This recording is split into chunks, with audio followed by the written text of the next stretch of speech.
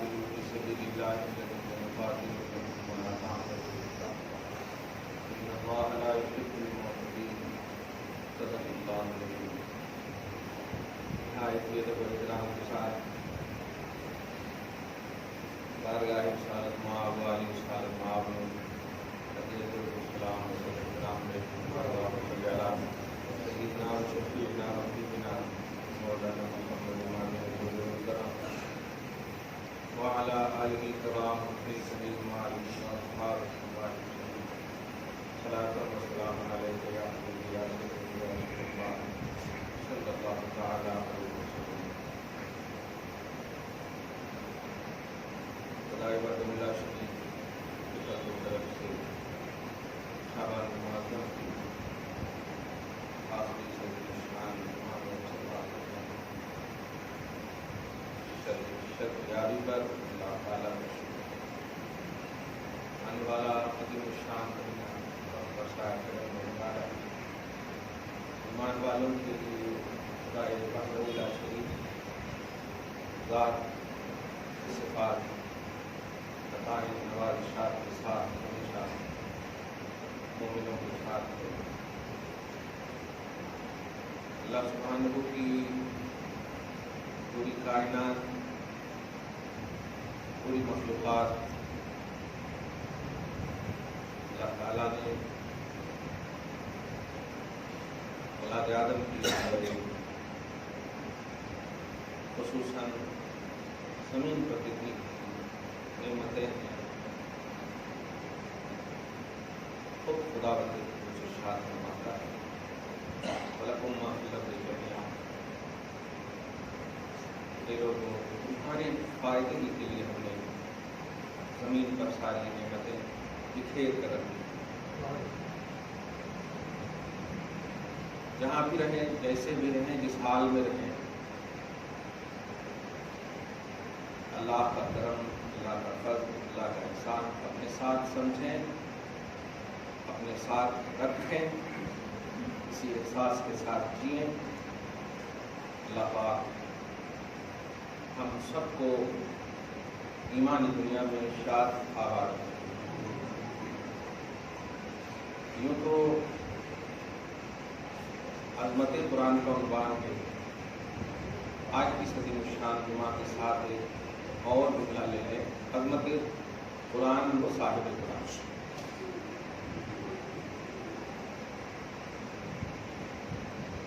ہفتہ اتوار کی درس قرآن میں جملہ کہا تھا کبھی بھی آپ کے اسلامی اخلاق پہ ایمانی پہلو پہ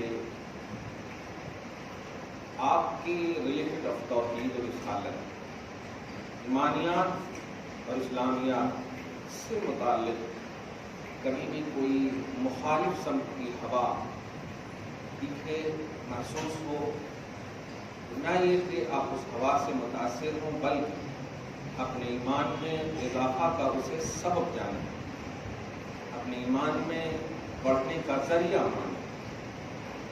اور یہی افضل البشر کا اعلان بھی ہے پہچان بھی ہے اور عقیدہ بھی. قرآن اور صاحب قرآن کے حوالے سے خصوصاً ناموس رسالت عظمت صاحب قرآن محمد عربی صلی اللہ علیہ وسلم کے حوالے سے ہماری بشریت کی افضلیت کا سب سے اہم راز یہی ہے کہ آپ اسے دفاع نہ کریں بلکہ دفاع کریں. یعنی آپ اسے پوری توجہ اور توانائی کے ساتھ سمجھیں کہ اللہ پاک ہمارے ایمان کو جلا بخشنا چاہتا ہے. آج جو پوری دنیا میں خصوصاً اپنے ملک میں اتنے طریقے سے 10 سال کے اندر جو خصوصاً دیکھنے کو ملا ہے خدا نہ کرے کبھی ہماری نسلیں ایسا دیکھیں لیکن ایمان میں اضافہ کا سبب بنا محبت رسول میں بڑھوتری کا ذریعہ بنا اور قرآن اور صاحب قرآن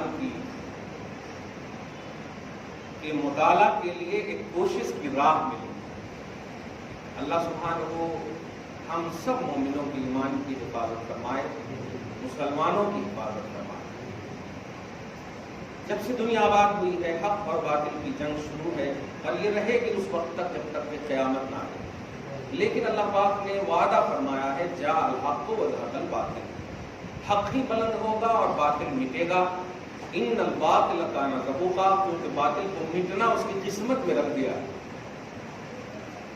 اگر کا جملہ نہیں بولوں گا، بے شک ہمارا دین حق ہے، ہمارا مذہب حق ہے، ہمارا ایمان حق ہے، ہمارا اسلام حق ہے، ہمارا قرآن حق ہے، ہمارے نبی حق ہے، بعد الموت حق ہے، سب حق ہے. تو اللہ پاک کے وعدے کے مطابق جاء الحق، حق ہی بلند ہوگا، حق ہی سر بلند ہوگا، اور انشاءاللہ باطل مٹے گا، کیونکہ اس کی قسمت میں مٹنا ہی ہے. مسلمان ختم ہو سکتے ہیں لیکن اسلام ختم نہیں ہوگا، مومن ختم ہو سکتے ہیں لیکن ایمان ختم نہیں ہوگا. اللہ پاک نے یہ جب ہمیں فکر دی ہے تو اسی تصور میں ہم جیے. الحمدللہ اللہ پاک ہم سب کو آنے والے عظیم الشان مہینے کی دولتوں سے مالا مال فرمائے، عظمتوں سے، سعادتوں سے مالا مال فرمائے. ایمان ہمارے پاس، احکام شرع ہمارے پاس ہے، رہنما اصول ہمارے پاس ہیں، سارے ضابطے اسلام، ضابطے اخلاق و کردار ہمارے سامنے ہیں، پاس ہیں. ضرورت اس بات کی ہے کہ جب جو جس موقع سے جس کو استعمال کرنے کا حکم ہو اسی پر آپ اس کو استعمال کریں، عمل کریں. اللہ پاک ہم سب کو آبادی ایمان اور عشق نصیب فرمائے. آج عظمت قرآن کے حوالے سے سورہ بقرہ ہی کی 3 آیت کا ترجمہ کروں گا، اور سورہ بقرہ ہی میں اس سے 1 برس پہلے عظمت رمضان کے حوالے سے بھی 2-3 باتیں کہوں گا. اور کیا کہوں گا، سب باتیں الحمدللہ، بس کوشش یہ ہو کہ کوئی ایک ایسی بات ہو جو آپ کی اور ہماری زندگی کو بدل دے. ایسی بات آ جائے. ہم سب جانتے ہیں قرآن حق ہے، ہم حق ہیں، سب حق ہیں، لیکن ہمارا جو پریکٹیکلی پہلو ہے وہ بھی ہم جانتے ہیں کہ بالکل انکمپلیٹ ہے. اللہ تعالیٰ اس میں ہمیں آبادی نصیب کرنا ہے. جانتے ہیں آپ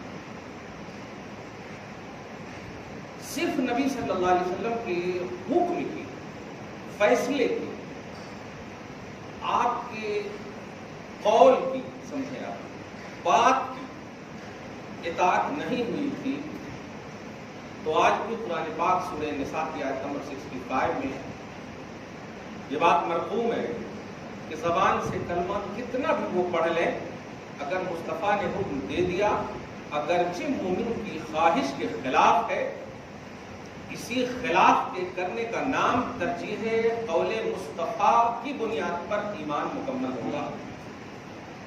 اور چنانچہ ایسا ہی ہوا کہ نام نہاد مسلمان نے حضور کے فیصلے پر عمل نہیں کیا. حضرت عمر بن خطاب نے کیا کیا، پورا قرآن آپ دیکھیں سورہ نساء کی آیت نمبر 65 میں. ایک بات پر صرف عمل نہیں کیا، اللہ پاک نے آیت قرآنیہ نازل فرما دی اور حضرت عمر بن خطاب کی تائید فرمائی. بات میں اتنا کہنا چاہتا ہوں کہ آج کیسے کیسے جملے کہے گئے میرے آقا صلی اللہ علیہ وسلم کے حوالے سے کہے جا رہے ہیں. جانتے ہیں یہ حضور کی شان اور آپ کے اسٹیٹس اور لیول پر کچھ حرف آنے والا نہیں ہے، لیکن اللہ پاک دفاع کیوں نہیں فرما رہا بلکہ اظہار دفاع تو فرما رہا. وَالْعَذَابُ الْآخِرَةِ اکبر کا جملہ ہی دفاع ہے. دفاع تو فرما رہا ہے، یقیناً دفاع فرمائے گا اور دکھائے گا، لیکن اظہار نہ کرنے کی ایک وجہ سمجھ میں آتی کہ محبت مصطفیٰ میں نعرے بازیاں تو ہمارے پاس ہیں، حقیقت نہیں. جو غلامی مصطفیٰ کا نعرہ ہے، جو محبت کا نعرہ ہے، اسی لیے صحابہ کرام نعرے نہیں لگاتے تھے، محبت پیش کرتے تھے. آپ دیکھیں گے جو آج ہماری محفلوں میں، ہمارے جلسے اور جلوسوں میں، ہمارے پروٹیسٹ میں، یہ سب میں جو کون نعرے لگاتے ہیں؟ جو فجر کی نماز نہیں پڑھتے. وہ نعرہ کھوکھلا ہے، یہ نعرہ محض کھوکھلا نعرہ ہے، زبانی ادعا ہے، جبکہ ایمان تصدیق قلبی کا نام ہے. دل سے سچا ماننا، اور دل سے جب سچا مانتا ہے انسان تو اس کی زبان اس کی راہبر بن جاتی ہے، اس کا موافق بن جاتی ہے، اس کے مطابق کرتی ہے. اللہ پاک ہمیں وہ دل عطا فرمائے. پورا منظر جب کھینچ لیے تو آئیے ان لوگوں کے حوالے سے تھوڑی سی بات کر لیں جنہوں نے قرآن پر آج کے پرفتن دور میں، اور شر القرون کہتے ہیں، خیر القرون تو ہو ہی نہیں سکتا، ایسے دور میں اس قرآن پر حملہ کرنے کی بات، حملہ کرنے کی بات کہی ہے جس قرآن کو خالی سینے سے لگا لیں تو سینہ منور ہو جائے، چوم لیں تو زبان پر جہنم کی آگ حرام ہو جائے، رکھ لیں سر پر تو تاج بن جائے، ایسے قرآن سے آیتیں نکالنے کی بات کی ہے۔ تھوڑا سی آیت اور ان کی کم فہمی اور قصور ذہن کا تھوڑا سی مطالعہ کریں، بلکہ آپ دیکھیں اللہ پاک نے ہم سب کی قسمت کو کتنا اعلیٰ بلند بالا فرمایا ہے۔ اس بات کو یاد رکھیے گا کہ ہماری آزمائش ہے، ہم سب کی آزمائش ہے۔ میرے آقا صلی اللہ علیہ وسلم پر اتنے حملے ہو رہے ہیں لیکن اظہار دفاع اللہ نہیں فرما رہا ہے۔ تھوڑا ہم سب جائزہ لیں۔ ایک مرتبہ سگے چچا نے انگلی اٹھایا تو کچل کر رکھ دیا اللہ تعالیٰ نے۔ صبح قیامت تک اللہ تعالیٰ، بلکہ صبح قیامت تک کا ہمیشہ کے لیے جب کلام ازلی ہے تو اللہ پاک تبت یدا ابی لہب کی پوری آیت اور پورا سورہ ہم سب مطالعہ کرتے ہیں، اس کا صاف پس منظر گستاخی رسول ہی ہے، نبی صلی اللہ علیہ وسلم کی گستاخی ہی ہے۔ آج صاحب ایک جملہ کہا تھا تو تباہ ہو جا بس، لیکن اس بدبخت نے جو نبی پر ریمار کیا ہے، آپ دیکھے ہوں گے سوشل میڈیا پہ کیا کیا جملے بکے ہیں۔ وہی سوچتا ہے اللہ ٹھیک ہے ہم غلامی میں ناکام ہیں، محبت میں کم ہے، لیکن مولا بہت سارے ہوں گے نا، تب تو دنیا کو دنیا آباد کیا ہے، ان کے صدقے میں دفاع رسالت کا اظہار فرما دے، نبی صلی اللہ علیہ وسلم کا ڈیفنس فرما کر اس کا اظہار فرما دے، ایسا عبرت نشان بنا دے مولا کہ پھر کبھی کوئی ابھرے نہیں نبی پر ریمار کرنے کے لیے، ناموس مصطفیٰ صلی اللہ علیہ وسلم پر ریمار کرنے کے لیے۔ درود شریف پڑھیں، اللہم صلی علی محمد وعلی آل محمد وبارک وسلم۔ سب سے پہلے عظمت رمضان کے حوالے سے میں آیت کریمہ کہوں، پھر اس کے بعد وہ دو تین آیتیں سورہ بقرہ کی آیت نمبر 183 میں دیکھیں، اور اس کے بعد 190 سے لے کے 193 تک، یہ 183 سے لے کے 186 تک آپ خود پڑھیے گا، ایک مرتبہ مطالعہ کیجیے گا۔ یا ایھا الذین آمنوا کتب علیکم الصیام، اے ایمان والو تم پر روزے فرض کیے جا رہے ہیں، تم پر روزے فرض، اس لفظ پر روزے، تم پر روزے فرض کیے گئے، اس لفظ تم کے خطاب اے ایمان والو آپ ہو، اس لیے خدا را اب بہانے بازی نہ کرنا۔ اللہ پاک لینے سے پاک ہے، نفس سے پاک ہے، خواہش سے پاک ہے، ہر چیز سے پاک ہے۔ میں ہمیشہ ایک درس میں ایک جملہ کہتا ہوں کہ جو آپ کو حکم دے، جیسے ہم اگر آپ کو حکم دے، میرا باپ آپ کو حکم دے، تو کوئی بھی اگر حکم دیتا ہے تو حکم دینے والا اگر وہ مخلوق ہے، نفس والا ہے، خواہش والا ہے، تو کچھ نہ کچھ اس کا فائدہ اس کے اندر ہے، کچھ نہ کچھ فائدہ ہے، کچھ نہ کچھ۔ لیکن اللہ تو نفس سے پاک ہے، کھانے پینے سے پاک ہے، وہ تو عیش وغیرہ کے پہلو سے پاک ہے، سونے سے پاک ہے، سب سے پاک ہے۔ وہ جب آپ کو کوئی عمل کا حکم دے گا، اس کا صاف مطلب یہ ہوا کہ بے لوث حکم ہے، بے لوث حکم ہے۔ اب اس کو بے توجہی اس میں کرنا اس بات کی صریح دلیل ہے کہ آپ نے خدا کو نہ سمجھا۔ ہمارے حکم کو آپ نہ مانیں گے، اس میں تھوڑی سی بات ہو سکتی ہے، اپن دیکھیں اتنا کھا پی کے موٹا گئے ہیں اور دوسرے کو حکم دیتے ہیں بھوکے رہے ہیں، ہو سکتا ہے کیونکہ ہم کھاتے ہیں، ہم پیتے ہیں، ہمارے پاس نفس ہے، یہ ساری چیزیں ہیں، یہ سوچ سکتے ہیں، لیکن جب خدا حکم دے تو سمجھ جائیے کہ خدا وحدہ لا شریک صرف اور صرف آپ ہی کی بھلائی چاہتا ہے۔ اے ایمان والو تم پر روزے فرض کیے ہیں، کھانے پینے، اور اگر بیوی والے ہو تو رک جانا، طلوع فجر سے لے کر غروب آفتاب تک رک جانا، یہ میرا حکم ہے۔ عالم خیال میں آپ سوال کیجیے اللہ کیوں؟ آپ بھی کیوں کہہ رہے ہو؟ کھانے سے میں پاک ہوں، پینے سے میں پاک ہوں، بیوی سے میں پاک ہوں، اور ان تینوں سے تمہیں بچنے کا حکم دے رہا ہوں۔ جب میں پاک ہوں تو اس کا صاف مطلب یہ ہے کہ میں وہ کھانا کھاؤں گا نہیں، میں وہ پانی پیوں گا نہیں۔ گھر میں اگر آپ کو روک دے کہ وہ کھانا نہیں کھانا تو آٹومیٹک دماغ میں آتا کیوں آپ نہیں کھائے کیا، کون تو آنے والے ہیں کیا، یہ آٹومیٹک فکر ہوتی ہے۔ اگر روک دیا جائے وہ پانی نہیں پینا، وہ یوز نہیں کرنا، اس کا مطلب یہ ہوتا ہے کہ نئے بولنے والا وہ کچھ تو ہے، یا تو خود استعمال کرے گا یا کوئی اور ہے۔ لیکن اللہ پاک جب کہہ رہا ہے تو صاف مطلب یہ ہے کہ وہ کھانے سے پاک ہے، آپ کو کیوں روک رہا ہے، پینے سے پاک ہے، آپ کو کیوں روک رہا ہے، بیوی سے پاک ہے، آپ کو کیوں روک رہا ہے۔ اس کا صاف مطلب یہ ہے کہ کچھ تو آپ کے ساتھ بھلائی چاہ رہا ہے۔ یہ دہشت گردی ہو کوئی نہیں سکتی. وہ دینے والا ہے، وہ خالق ہے، وہ رزاق ہے. کوئی دنیا میں روکے کہ یہ پانی بند کر دو تو یزیدیت ہے، یہ بند کر دو وہ یزیدیت ہے. خالق اگر کوئی چیز سے آپ کو روکے تو اس کا صاف مطلب یہ کہ آپ کی بھلائی چاہ رہا ہے. اسی لیے اللہ پاک نے آگے فرمایا لعلکم تتقون، اے ایمان والو میں نے جو روکا ہے نا، اس روکنے کا بھلا یا اس روکنے کی بھلائی تجھ تک ہی رجوع کرنے والی ہے، تجھ تک ہی لوٹنے والی ہے. تم کو میں متقیوں میں شمار کروں گا. تمہارے اندر تقویٰ کا جذبہ آئے گا، تمہارے اندر پرہیزگاری کا جذبہ آئے گا. چلتے چلتے ایک جملہ بول دوں، زکوٰۃ کا بھی کانسیپٹ یہی ہے. دینے کے لیے کیوں کہتا ہے اللہ تعالیٰ؟ دیتا ہے وہ آپ کو، دولت دیتا ہے آپ کو اور کہتا ہے 2.5% آپ نکال دو. کیوں؟ جانتے ہیں اللہ تعالیٰ یہ چاہتا ہے کہ بخیلی آپ کے اندر نہ آئے، صرف انکمنگ کی فکر نہ ہو، صرف آنے کی فکر نہ ہو. میں نے جو دیا ہے اس میں تمہیں بھی دینے کا ایک جذبہ رکھو، تمہارے اندر بھی دینے کا ایک جذبہ ہو تاکہ شح سے بچو. عربی کا جملہ ہے شین ہا، شح سے بچو، یعنی کنجوسی اور بخیلی کا جذبہ تیرے اندر نہ ہو، جو میں نہیں چاہتا.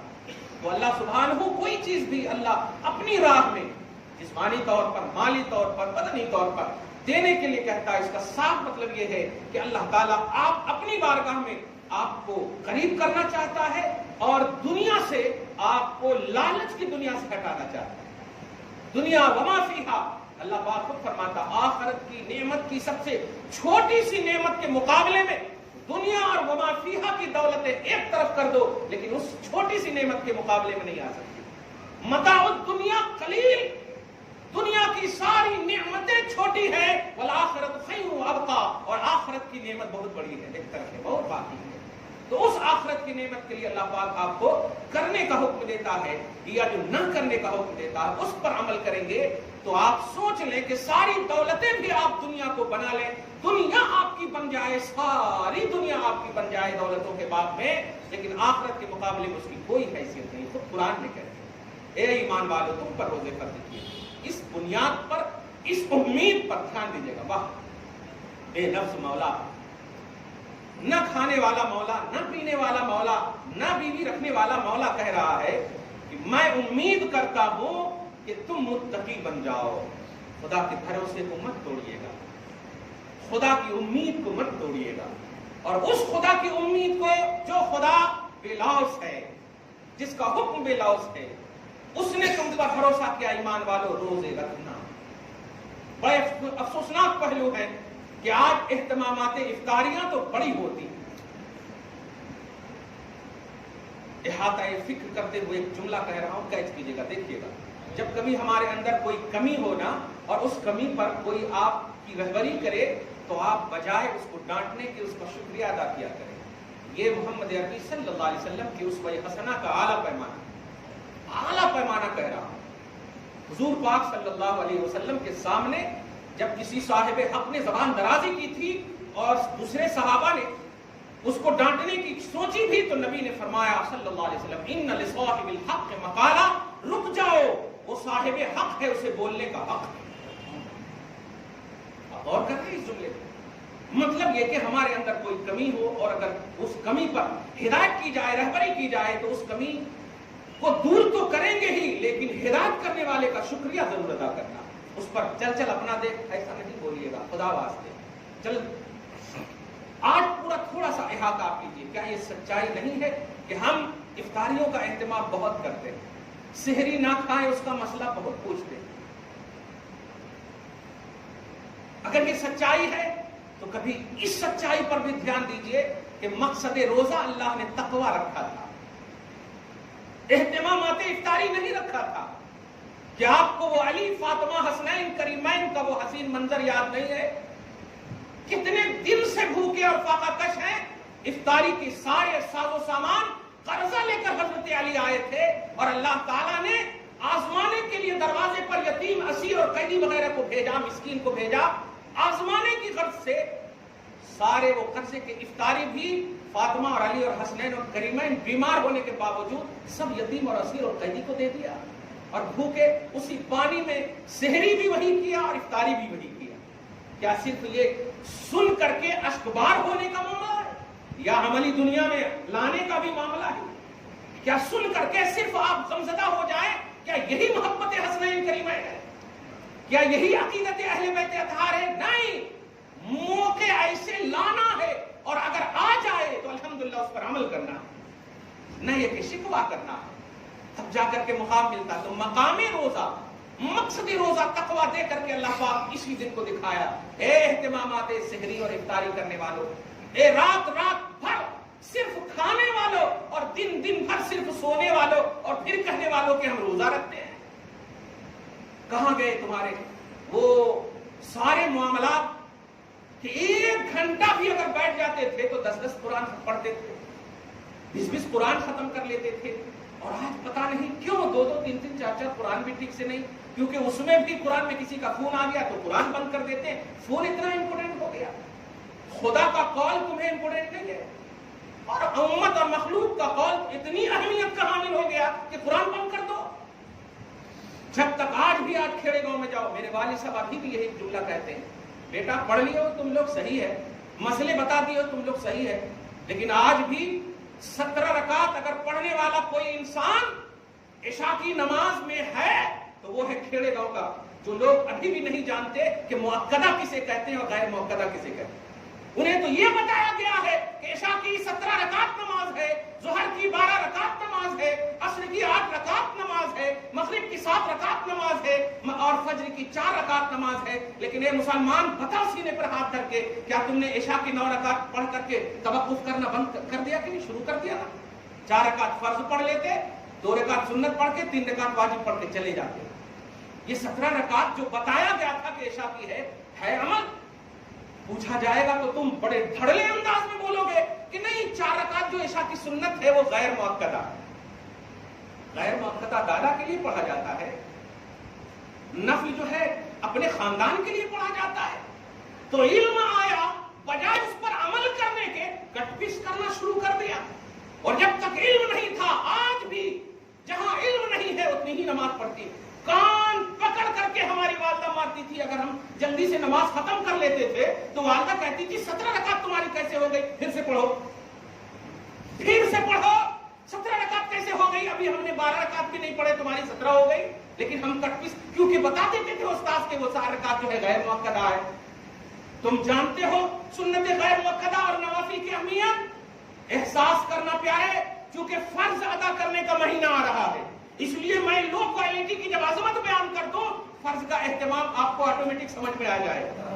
نفل اور غیر مؤکدہ نماز اور عبادتوں کا معاملہ یہ ہے کہ جب میدان محشر قائم ہوگا اور آپ کے حساب و کتاب کا معاملہ آئے گا اور آپ کے فرائض اور واجبات میں ناکامی ہوگی، فرض انکمپلیٹ ہوگا، واجب انکمپلیٹ ہوگا، ایسے وقت میں جب فیصلہ سنانے کی بات آئے گی تو ایک آواز آئے گی کہ سنو، ابھی فیصلہ نہیں، بلکہ ان کی زندگیوں میں ایکسٹرا عمل کو دیکھو، ان کی زندگیوں میں سنت غیر مؤکدہ کو دیکھو، ان کی زندگیوں میں نوافل کو دیکھو۔ اگر وہ موجود ہے تو فرائض کی تکمیل اس سے کروا، واجبات کی تکمیل اس سے کروا۔ جن نوافل کو چھوڑ کر بھاگ رہے ہو مسلمان، جن سنت غیر مؤکدہ کو اہمیت نہ دے کر بھاگ رہے ہو، اس کی اہمیت یہ ہے کہ جب سب فرض اور واجب کی ناکامی میں پریشان ہوں گے تو وہی ابھر کر تمہارے سامنے آئے گا، وہی نوافل، وہی سنت غیر مؤکدہ تمہاری رہبری کرے گا۔ بھول گئے؟ اور وہ بھی اگر بات یہ ہو کہ ماں بیمار ہے تو چھوڑ دو نا، گھر میں والد بیمار ہے تو چھوڑ دو، خاندان کا کوئی فرد بیمار ہے تو چھوڑ دو، یعنی ایسی چیز کہ تیرے بغیر وہ چیز ممکن ہی نہیں ہے، ممکن ہی نہیں ہے تو چھوڑ دو، بالکل ثواب ملے گا نفل سے زیادہ۔ لیکن تم دوست کے فون کو، کیونکہ عام مطلب دعوتوں کے فون کو، نفس کو ترجیح دے دیا تم نے۔ جانتے ہیں ایک آیت کریمہ ہے سورہ احزاب میں، مرتین کا ایک لفظ آیا ہے کہ 2 مرتبہ اللہ تعالیٰ اجر عطا کرے گا۔ اسے پاک نے دوسری مرتبہ کی جو ایک توجیہ کی ہے، 2 مرتبہ اجر عطا کرے گا ایمان والوں کو، اور لیول جس کا زیادہ ایمان میں ہوگا۔ دھیان دیجیے گا، 2 مرتبہ اجر عطا کرے گا۔ 2 مرتبہ اجر کی وجہ جانتے ہیں؟ 1 مرتبہ تو عمل صالح، دھیان دیجیے، عمل صالح کرنے کا اجر، 1 مرتبہ عمل صالح کرنے کا اجر، اور دوسری مرتبہ کی وجہ اتنی اعلیٰ ہے کہ آپ خوش ہو جاؤ گے. دوسری مرتبہ یہ ہے کہ اس نے اپنے نفس کو مغلوب کر دیا اور اللہ اس کے رسول کی رضا کی خاطر وہ عمل کیا ہے. اللہ اور رسول کی رضا کو مقدم رکھا کہ میں یہ جو عمل صالح کر رہا ہوں اس عمل صالح میں ہمارے نفس کا دخل نہیں ہے, اللہ کی رضا پوشیدہ ہے, رسول کی رضا پوشیدہ ہے. اس نیت سے کیا تو ایک تو عمل صالح کا اجر ملے گا اور ایک اس نیت کا اجر ملے گا. اللہ اور رسول کو مقدم رکھا, ترجیح دیا اپنے نفس پر, اپنی خواہش پر. ظہر تک سونے والے, ظہر سے لے کے عصر تک جھگڑے کرنے والے اور عصر سے مغرب تک افطاری کا اہتمام کرنے والے, یہ روزہ رہ گیا ہے آپ کا. ارے ایک بدر کب واقع ہوا ہے؟ رمضان کے مہینے میں, اور ایک مہینہ تو ایسا ہے کہ صرف ستو تھا حضور پاک صلی اللہ علیہ وسلم کے پاس. ستو سمجھ رہے ہیں آپ؟ غزوہ سویق ستو پانی میں وہ آٹا کی طرح ہوتا ہے, پانی میں گھول کر کے بس پی لینا, لکوڈ بنا کر کے اس طرح سے. وہ بھی میسر نہیں تھا.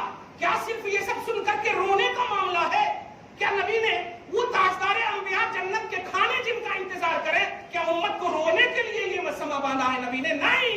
موقع ایسے آ جائیں تو عمل کرو, موقع ایسے آ جائیں. غریبوں میں پیسہ خرچہ کرنے والوں, شادیوں میں پیسہ خرچ کرنے والوں, بہن کا حق مار رہے ہو, بھائی کا حق مار رہے ہو, خاندان کے لوگوں کا حق مار رہے ہو. ارے شادی اور بیاہ میں جو کرنا ہے کرو, لیکن اگر اپنوں کا حق مارو گے تو یاد رکھنا کبھی سکسیسفل نہیں ہوگا. اس لیے یہ ساری چیزیں جو لو کوالٹی کی بیان کی جا رہی, ان چیزوں کو سمجھو.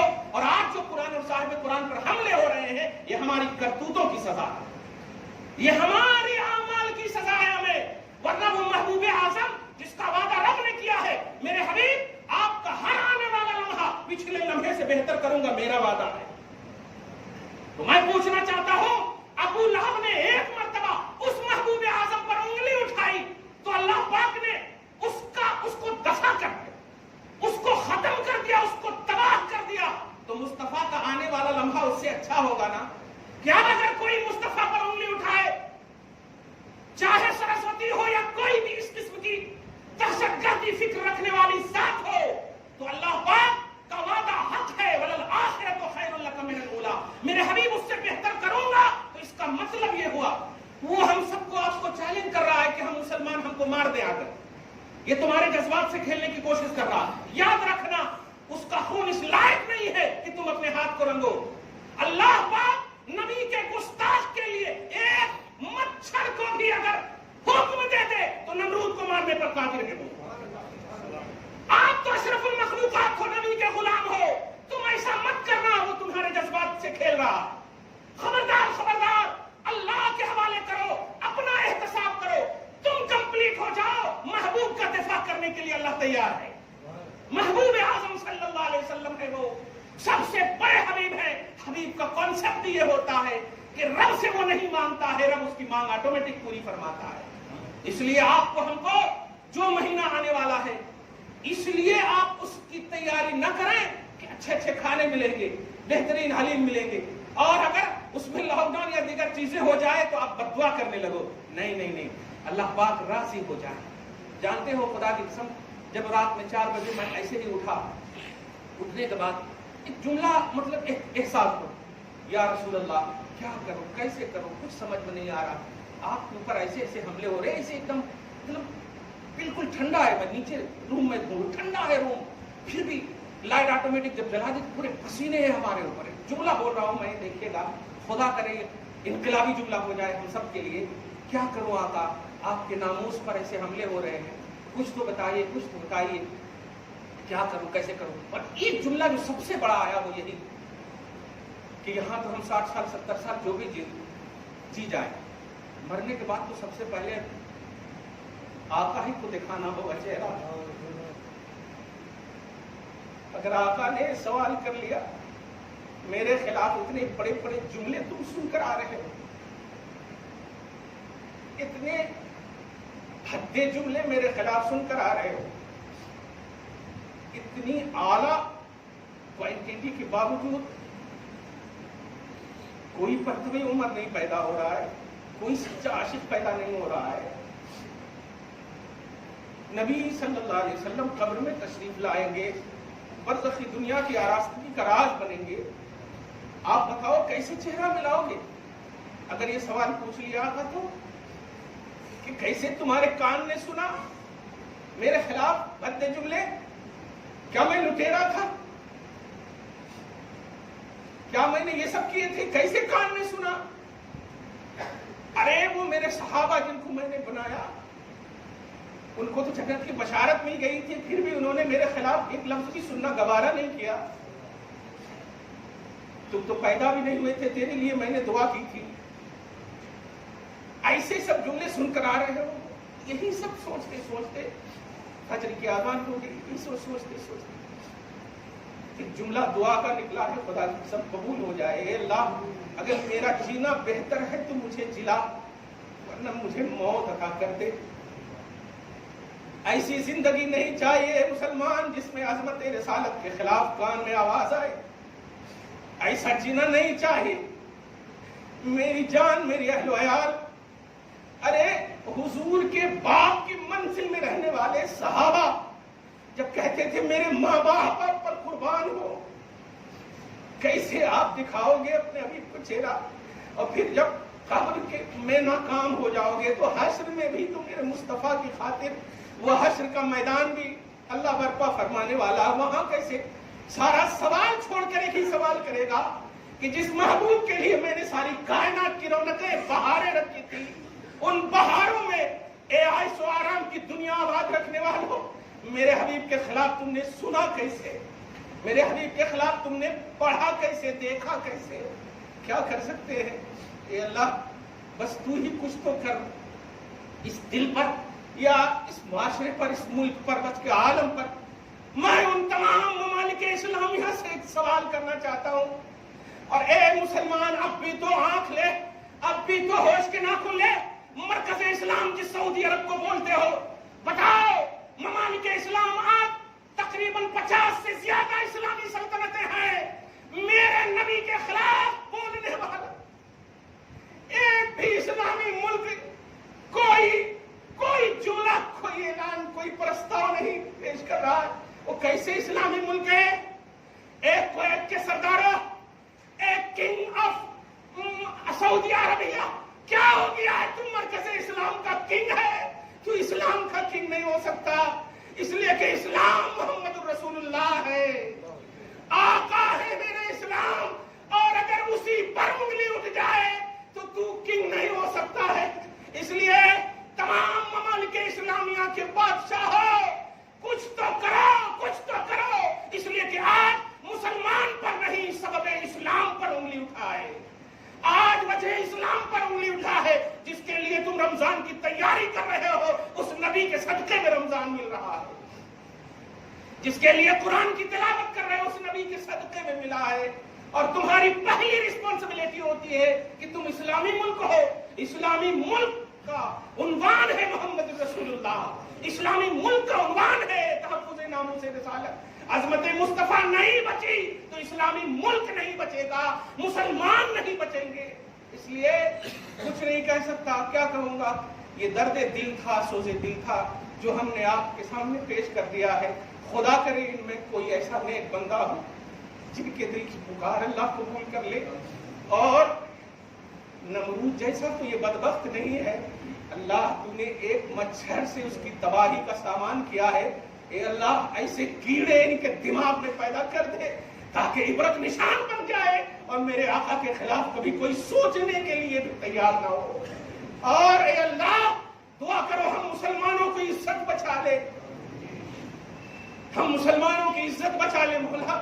ہم نفس کے دلدل میں، نفس امارہ کے دلدل میں پھنسے ہوئے ہیں، پروردگار ہمیں اس نفس امارہ سے نکال کر کے نفس مطمئنہ اور نفس لوامہ دنیا میں آباد کر دے مولا۔